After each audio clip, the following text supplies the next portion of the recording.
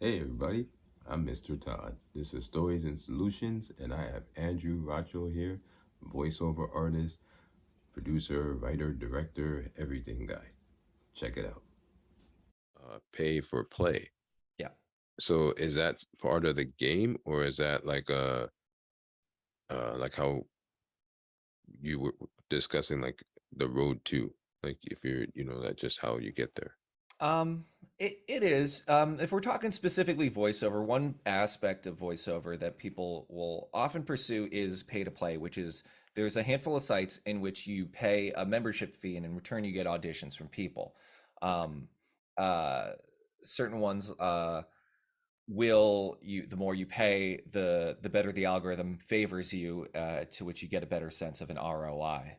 So you that is one of many aspects of doing work in voiceover that, especially if you're around the entire country, you have if your talent can compete, like you have the one of the best shots to live anywhere and do voiceover for money doing something like that. Voiceover is so diversified at this point. It's the capability to get in is accessible from everybody. Um, but usually the things that people associate with voiceover, which are games and cartoons and anime, are fairly centralized. Okay. There's still Los Angeles.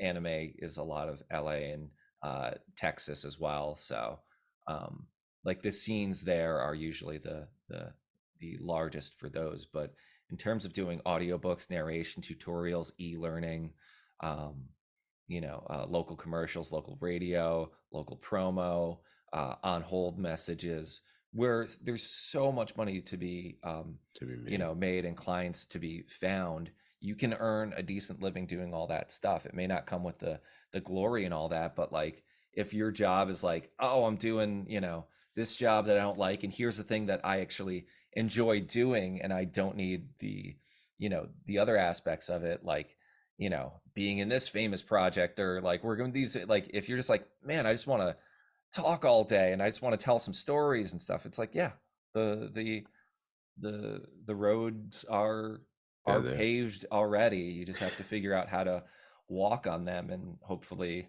pick up some pick up some money along the way.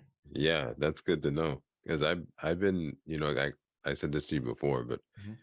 obviously we met at comments, and I don't know if I should edit that or not. No, you can leave it in. I was your teacher for a number of weeks when I was teaching there. We were doing in live in person classes before the pandemic, and yeah, you were the student in one of my commercial classes. Yeah, Yeah, and I go back and forth. I don't. I guess how you said before, you have to like really uh, dive in, and I felt like doing this would make me comfortable with my voice and hearing it because I don't listen to the editing. I'm like, even with music, I'm like, I don't want to hear myself.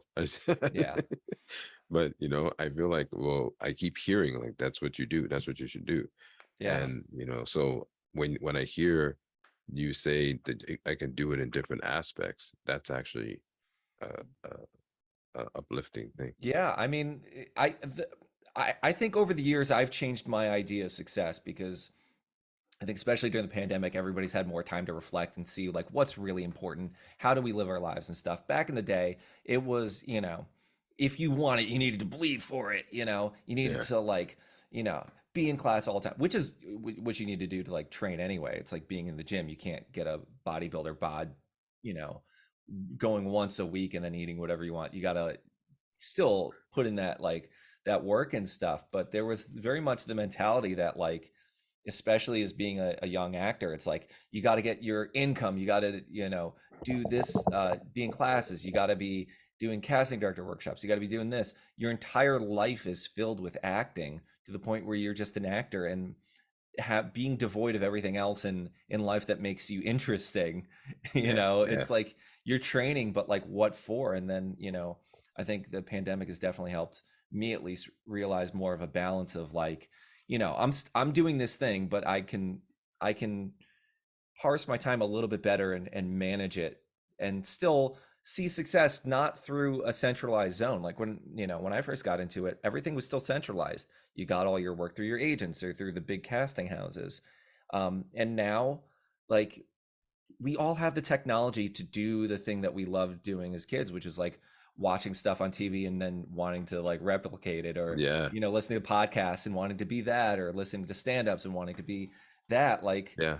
you don't need anyone else anymore for it. If you want to be a stand-up and you want to be funny, you've got TikTok, you've got Instagram, you've got podcasts. If you want to be a voiceover actor, you don't need commercials, anime, games. You've got audiobooks, you've got your own writing, you've got storytelling, you can podcasts, you do anything you want, and nobody's limiting you from doing the thing that you creatively want to have fulfilled.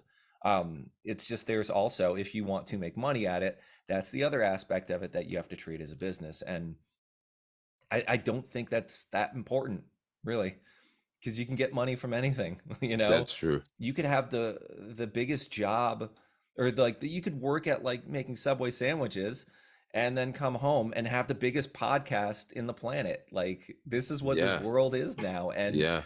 that's fine. Some, like, it's, That's me. I mean, enjoy it, because it's like, who ultimately, none of it matters. What ultimately matters is, are you happy doing the thing that you're doing, or pursuing the dreams that you're pursuing? And if not, like, reassess.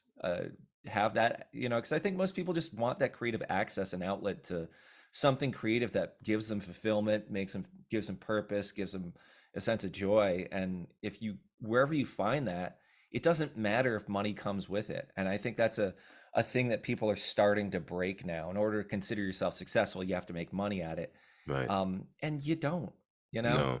No. Even as a musician, you think about it this way, like, musicians aren't making money off their albums. You can have the Mm-mm. highest selling album. You're not making money off of it. You're making No. money off your tour. And if you, even if you're Right. not making money off your tour, you're making money off your t-shirt That's sales. right. Your And merch. so it's like, what business are you in at that point?